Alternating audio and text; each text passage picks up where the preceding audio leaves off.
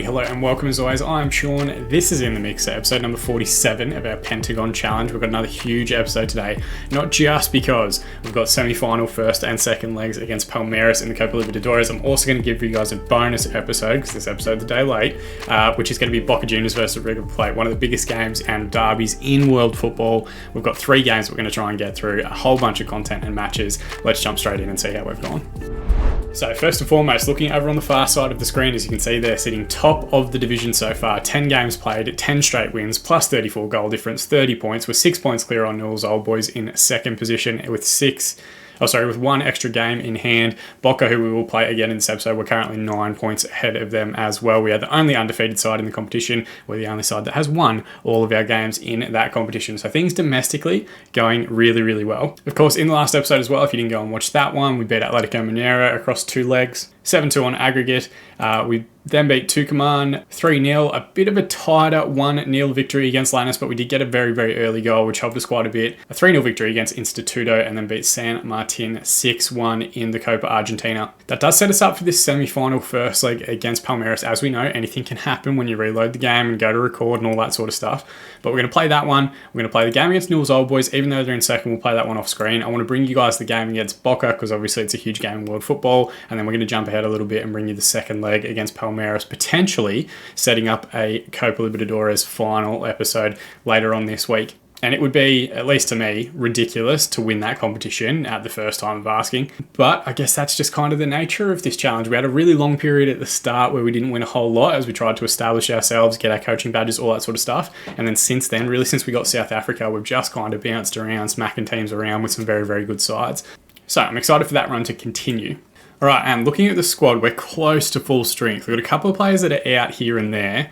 Got a couple of issues on the left wing as well. Rufino Acosta, who's played most of the season so far, out between 7 days and 2 weeks, so we might see him at some point, maybe against Boca, maybe in the second leg against Palmeiras. Alberto Caro also out 2 to 5 weeks with a twisted ankle, which is a bit rough. We haven't yet gotten like our preferred starting 11. Because of that, we're doing some weird stuff where Moya's going to play as the inside forward on the left, and then Veloz is going to lead the line up top, which he's okay with. Again, he's super high potential. He's not anything really to write home about at the moment, but he's got some good traits for what we need him to do, so we'll give him a shot up front. And we do have, for the first time really this season, Tonico on the bench. He can only get through 45 minutes, and I don't want to push him too hard too early, so we're going to at least start him on the bench and potentially bring him off at halftime. I'll bring him on at halftime. I'll bring him on with 30 minutes to go. We really want to try and work him correctly. Now, Moya, you've probably noticed there, unhappy. He's unhappy at the failed strength in the squad. I can't even remember what position it was that he wanted us to purchase someone in, but like we're undefeated in all competitions, so I'm not sure what he's super upset about at the moment. Hopefully he gets over that shortly.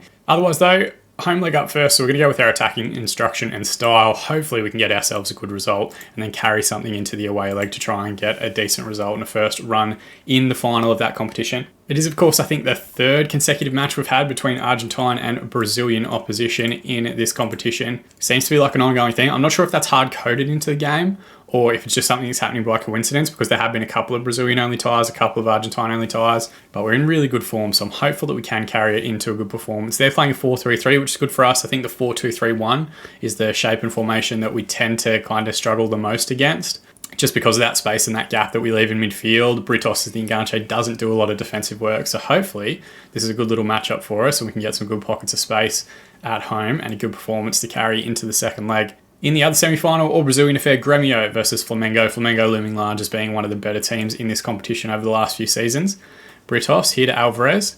Flamengo do have a great Wonder Kid Academy as well. Veloz with the finish. He's offside. It's going to get ruled out. But yeah, if you ever are looking for Wonder Kids and you've got you're in a country that has like good restrictions relating to visas and stuff like that, just check out Flamengo every year, because they usually bring forward like 3 or 4 different players that go on to become Wonder Kids each season. I'm going to throw a Demand More shout out with about 10 minutes remaining in the half.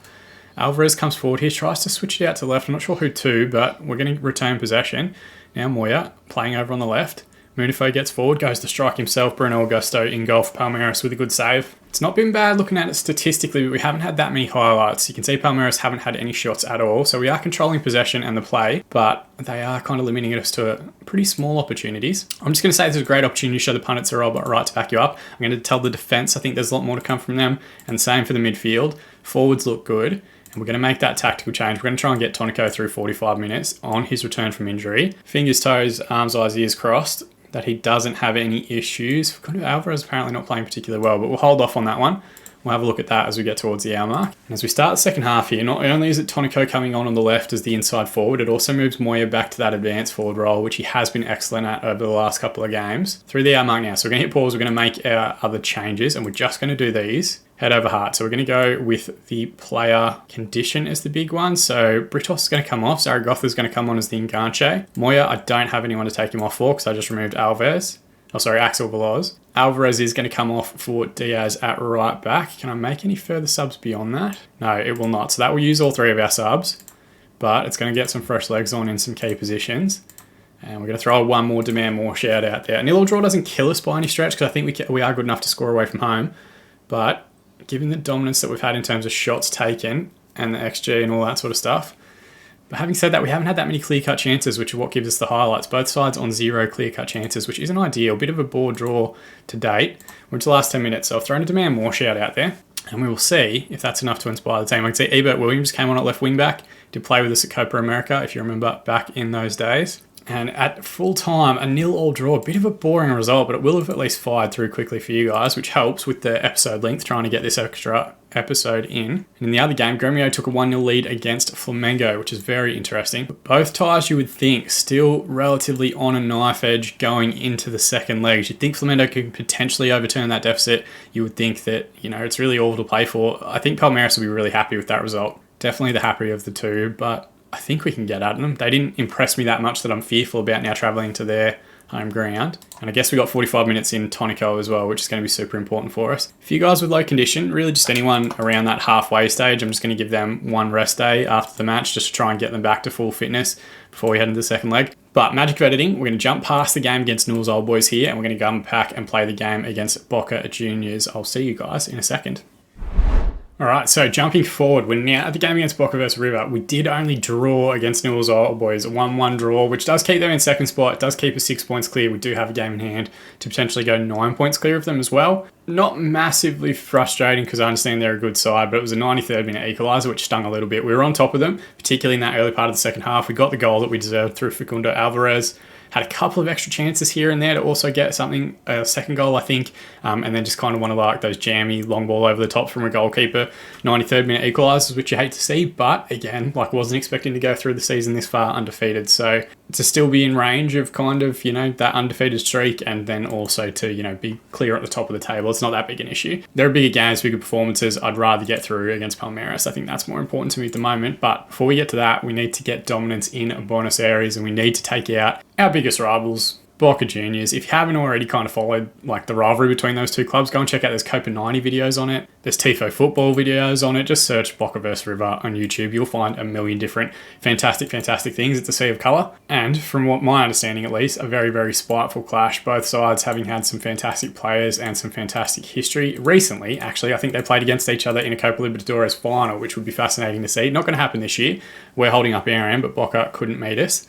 But this should be a fascinating contest. I'm interested to see how it's represented in the game as well. Corner here, Allegro to take, and they've managed to get the go-ahead goal. And I think it's gone straight in from the corner here. We're going to check this out in 3 dimensions. Full of colour, a sea of blue and yellow, being at Boca's home ground. And it kind of hit Garavano. I'd call that an own goal, but, they've given it to the Boca Juniors player. And first highlight's gone their way, and inside 10 minutes we're a goal down, but there is an immediate highlight here from the kickoff. Munifo's picked up a bit of a knock already. Mateus out to Oriol. Flick on header wasn't great, but Garavano and Mateus should recover possession here pretty easily. They seem content to let us have it here at the baseline of our defence. Munifo back to Tonico. Over to Diaz. Strike from distance wasn't far away. Hernandez in goal for Boca was scrambling. Long ball forward here from Suarez from the goal kick. Knocked down well by Oriol. Finds Diaz. Cutting inside as that inverted wing back. Can he find a teammate? Instead he goes himself, which probably wasn't the best option to be honest. But a good couple of little highlights. We've at least gotten a response out of the team after conceding that early goal. We're through 30 minutes. I'm going to throw a demand more shout out there. We've picked up a knock, which isn't ideal. We haven't really got anyone that can play out at left wing back either. So Rodrigo Serrano is going to have to do a job for us here to cover Munifo, who's succumbed to that early knock that he got. I'm also going to throw out a demand more shout. Now, a few of you might have seen or at least notice the star ratings aren't great for a lot of these positions, but their stats actually are. The stats of what we're asking them to do are usually pretty fantastic. Ball flicked on from the flick on header there from Med, one of the Boca defenders, well over the crossbar. We've got an immediate highlight here again. Garavano wins it back in a good area. Britos, who's been quiet over the last couple of games. Back to Garavano. Mateus over to Serrano. Fresh sub. What can he do? Britos on the ball. Out to Tonico. Can beat a man 1v1. They find Diaz and he manages to sneak that one in. I think there's something that's maybe gone wrong with the goalkeeper there. It looked like he moved and then kind of hit an invisible wall. We'll check it out here in 3 dimensions. It's a good little interpassing play here. Tonico does quite well to knock it back across. Serrano, fresh sub, finds Diaz. Goes to the strike. It actually deflects off Salvato, who is a player that was previously involved with us at Club America as well. Made his return to Boca, which is where he's from originally. And we get an equalising goal in somewhat auspicious circumstances, but having said that, they're on 0.05 XG. They scored from a corner. I'm going to say it's time for everyone to dig in and show what you've got left tonight. Everyone seems pretty motivated, so I don't have to do much for that team talk. But to date, or so far this episode, we've only had draws. I'd love to get a go-ahead win through the hour mark. So we're going to hit pause. We're going to go head over heart. We're just going to change based on condition.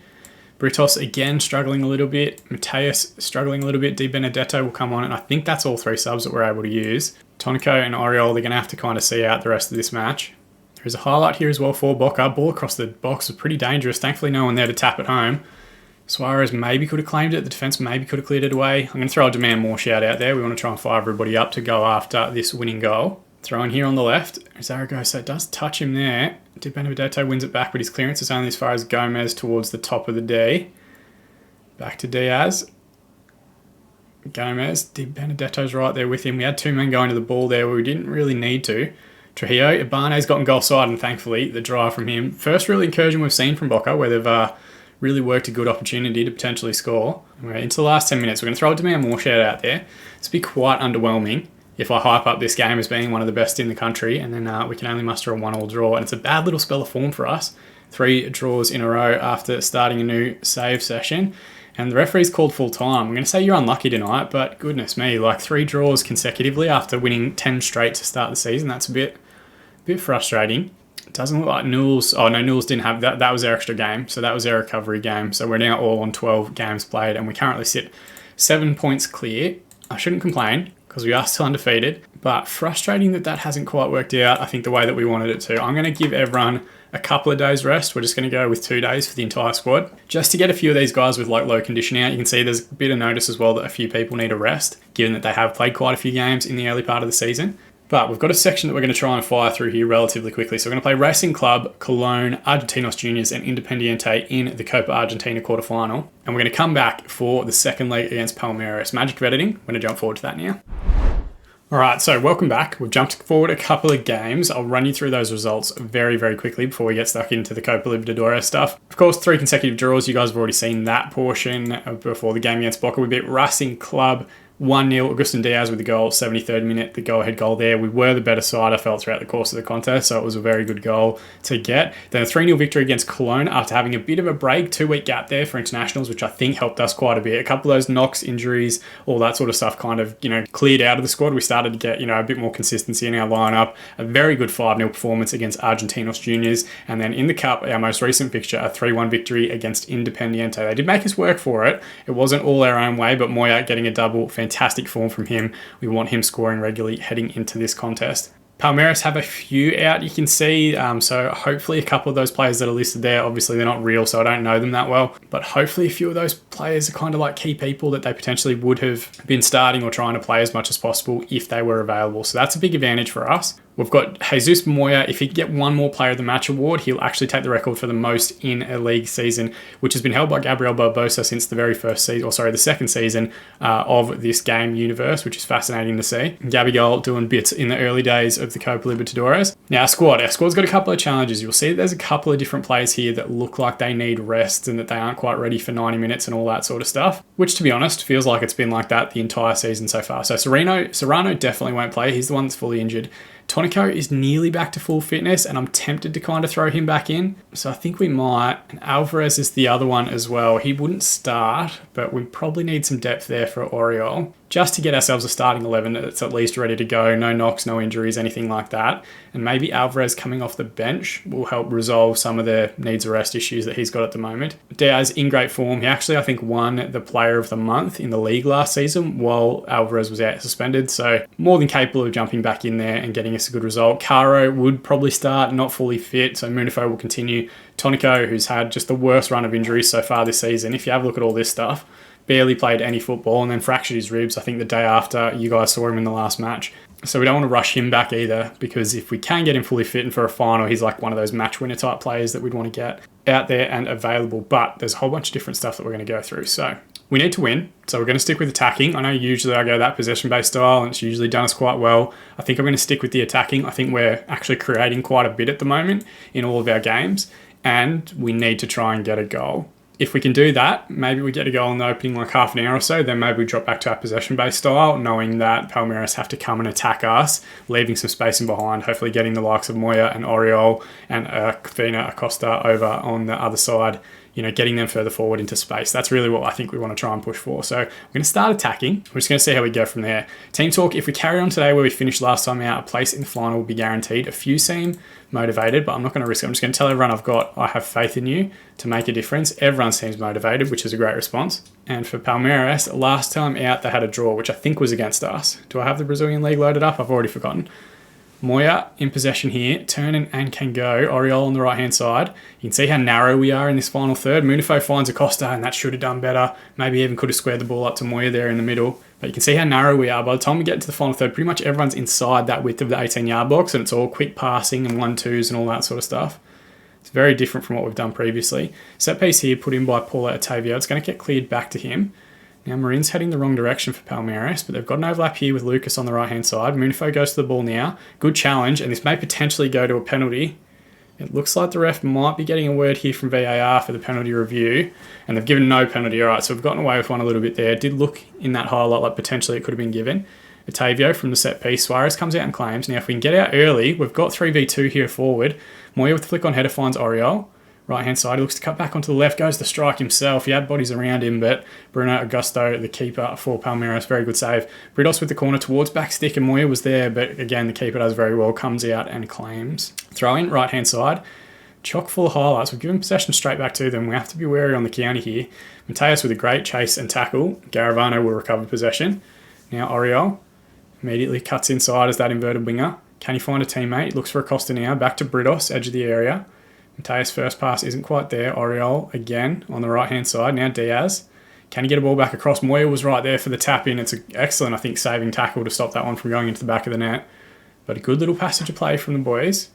But again, being on attacking, we're going to be a little bit more open, and I think that might be something we have to have a look at heading into the second half. Ball forward here from Otavio. Good cleared header away. Fabian Maria will put it back in. Good reverse pass, and that's really the first shot not on target, I want to say shot in anger from Palmeiras that we've seen, only in the side ending though. We're through 30 minutes, so we're going to throw a demand more shout out there as well, just to hopefully give everyone a bit of a boost. It's all these little faces that you can see up on your screen now. That's what we want to keep an eye on with that. Britos with the corner. It's pretty poor. It doesn't beat the first man. Acosta will get a chance to put it back in. Back to Mateus now, base of midfield. Britos, deep ball towards Oriol. I think he's offside. The linesman hasn't moved, which is usually a good way or a good sign of knowing that it's not going to go through. VAR is going to check it and rule it out, because they always do that. FM22, take that away or give us the option to deselect it. It's just a waste of our time. And at halftime, 0-0.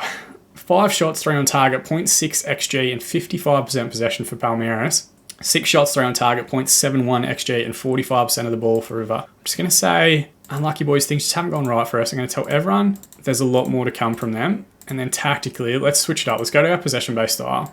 Let's give it 15 minutes. Let's drop off a little bit, try and keep the ball, and let's see if they'll come and then press us and create some space in behind. That's the idea behind that shape and formation. And as we always do, we'll give it to the hour mark before we look at subs. There's a throw in here. Munifo, left-hand side throw in. Britos, back to Mateus. Oriol with the strike, and Bruno Augusto again with a good save. Had some opportunities. Long ball forward. Mejia with a lovely head up, puts it back in. Now Oriol can go 1v1 at the fullback here. Can he get a good ball into the box? Cut back to Mateus, back to Diaz, who strikes from distance, and it's over the crossbar. Ebert William back on the pitch again. One of our ex-players from Club America. We're through the hour mark, so we're going to hit pause as well. And we're going to go with head over heart. Oriol probably needs to come off for Tonico, who's not fully fit. Do you know what? We're going to do a couple of different tricky things here. So Diaz is going to move forward. Oriol's going to go to right back. Alvarez is going to come on at right back. Acosta's going to come off for Tonico. And then Mateus, should we take him off for Di Benedetto? Yes, we've got to go head over heart. So we're just going with the 3 worst conditioned players that are out there at the moment, even though Mateus has played pretty well. I'm going to throw a demand more shout out there at the same time. And pretty tense this one. We have taken an XG lead here in the second half, and we're still getting shots. We're just not getting high quality, clear cut chances, which I think is the big difference at the moment between the two sides. It's still 0-all in the other tie as well. Gremio will be leading on aggregate in that one. We're going to throw a demand more shout out there with about 10 minutes remaining. And the last thing I think this episode needs, given that we're trying to squeeze a third game into it, is extra time, but potentially looking that way. Corner here from Britos. It's poor. Tonico will get his first real opportunity to do something in this save, or something in our time in River Plate. Did a bunch at Club America. Britos, back to Munifo. Back to him again, Di Benedetto. Just keeping the ball in a triangle here at the base of midfield. Now Alvarez, Diaz. Ball back stick towards Tonico. It's a good save from Bruno Augusto. Decent little finish and a decent ball in. In 3 minutes, we're through that now. We go straight to penalties. This could be absolutely disastrous. All right, so I put all of our penalty takers in all the way down to 11 because I know what football managers like. But can you imagine if we go undefeated in this competition and go out via penalties? That would be incredibly unfair, I think. And it's weird that they don't have extra time in any sense to really go out there and try and get another goal. Try to relax, be decisive, know where you're putting your penalty. Everyone seems relatively positive about it. Now, we're in the hands of the football manager gods as to whether we continue into the final. It's a good penalty there from Fabian Mara to the left of Suarez, who did guess the right way. Britos, our best penalty taker, only 13 though, and he's missed wide right. We're going to go out on penalties, aren't we? It's going to be an absolute disaster. Alberto Carlos sends the keeper the wrong way again. Palmeiras might go perfect here. It's Jesus Moya. Couldn't find the back of the net in regulation. And he can do from the penalty shootout. Thankfully sends the keeper the wrong way. That would have been disastrous if we had missed the first 2. Pichetto, chance from the spot. Suarez with an excellent save. That's absolutely huge from the young custodian. Tonico now. Chance to redeem himself. Good penalty again. Keeper did go the right way, but had enough power on it to get it through. Come on, Suarez. Or fuck you, Marcus. Try and miss. Do something. It's straight down the middle. It had a fair bit of power on it, to be fair. Mejia, the centre-back, to take. Another wonder kid stepping up for us, and it's been saved. Oh, we're going to go out, aren't we? We're going to go out via a penalty shootout. Paulo Otavio, who's taken all their set pieces throughout the course of this contest, you'd think he's got relatively good technique and delivery and composure. Suarez with the chance, he sent it into the corner. We're out on penalties. We've gone undefeated in the competition, still yet to lose this season, and we've gone out. Paquetto missed for them. And for us, the 2 penalty misses were from Britos, our best penalty taker, and Mejia. So they go through 4-3 in the end. I'm just going to say, unlucky lads, gave it our best effort over 2 legs. But that is very, very frustrating. And Gremio have gone through on the other side, who I think are the weaker of the 2 teams. Frustrating. We get £1.55 million. I've just realised I didn't change it back to Argentine pesos for this episode, so that's going to throw everyone completely out of whack. But that'll be good for the finances. Now, what do we want to do for the rest of the season? This is the tough part. We've got to Copa Argentina Superclasico semi-final, but I don't really care about that competition. I think maybe what we'll do is, towards the end of this week, we'll come back, we'll finish off the season. I'll get you guys 2 games, potentially including that Copa Argentina semi-final. We'll look at how we've done for the season, and we'll kind of set ourselves up, hopefully, for the next season and another campaign going after that Copa Libertadores triumph. It would have been very fascinating, I think, to win it at the first time of asking, so it's not a massive shock that it's going to take us 2 years to do, but still. Disappointed in the nature of the way we've gone out. 2-0 all draws and then a penalty shootout to the side. That seems a bit rough to me.